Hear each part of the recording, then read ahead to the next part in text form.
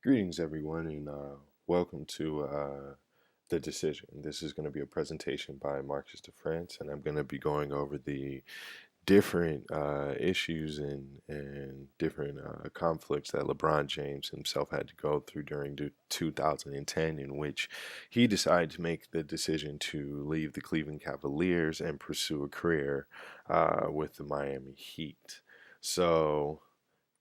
as you can see on the second slide here, you're seeing LeBron James pictured in two different jerseys. And basically, I wanted to have a representation that just kind of shows the conflict that he himself had to go through during this time. And all which we're definitely going to be addressing the different negotiation tactics as well as different um, skills and different tangibles in which were forwarded to LeBron James that went into him making this decision to leave Cleveland for Miami.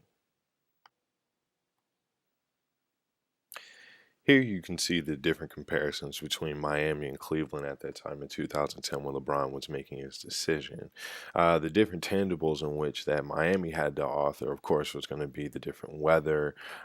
moving into a different, bigger market where you had a bigger celebrity appeal, of course, the championship possibilities, and most overall, the idea of signing with two other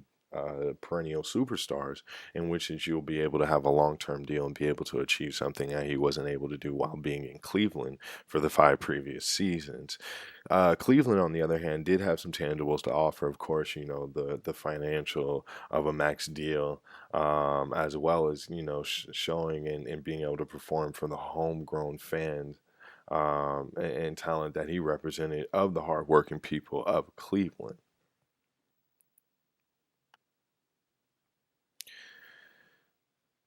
But it is here where we can see the different entrants of the two different places. Miami, of course, had major market obligations and really wanted to make sure that they were able to bring home, not one championship or not something short term, but something long term. So they had the idea of making LeBron James as comfortable as possible. Um,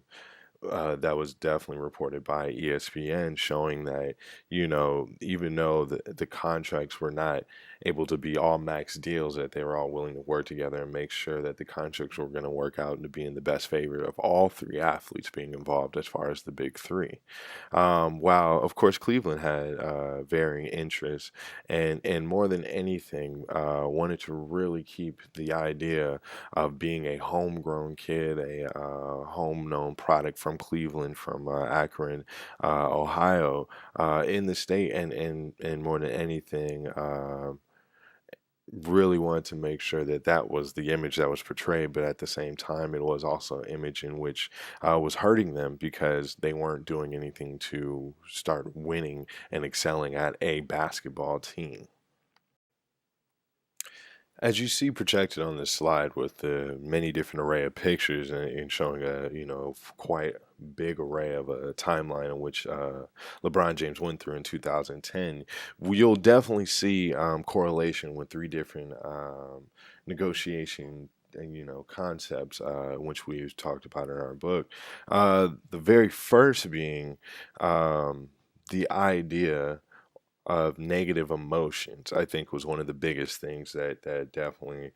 plagued LeBron. As you see that throughout this whole ordeal, before he even decided to make a decision, there were people that were upset and were saying already hateful things to him and saying how he shouldn't even be considering and didn't want to leave. People burning jerseys, of course. And what was, I think, the biggest blow to LeBron at that time was the fact that the owner of the Cleveland Cavaliers came out and positioned a letter saying that he was in essence cowardly and not their so-called homegrown hero because he was even considering leaving Cleveland. And all while, like any other professional basketball player, the only thing in which he was desiring was to make sure that he was able to achieve a championship.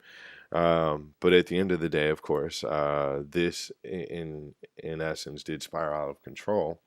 and ended up creating the ESPN special, The Decision, And this alone shows the status of LeBron, another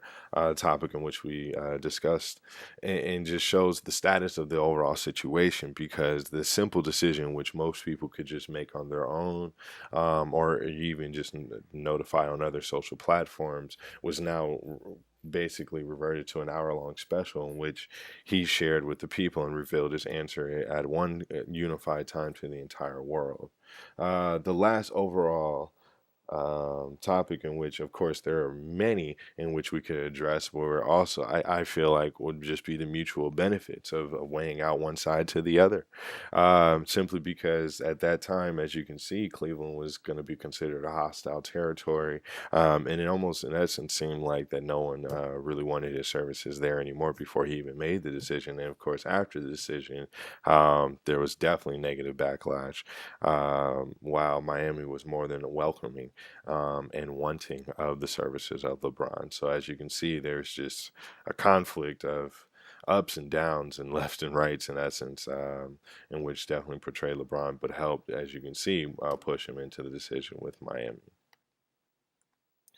What went well for Miami during the negotiation process was simply, honestly, the fact that they were just able to present a good idea and then just stay out the way of the negative press that was coming for Cleveland. Cleveland was able to just keep selling the same idea of saying, home is where the heart is, and that's just where he needed to be.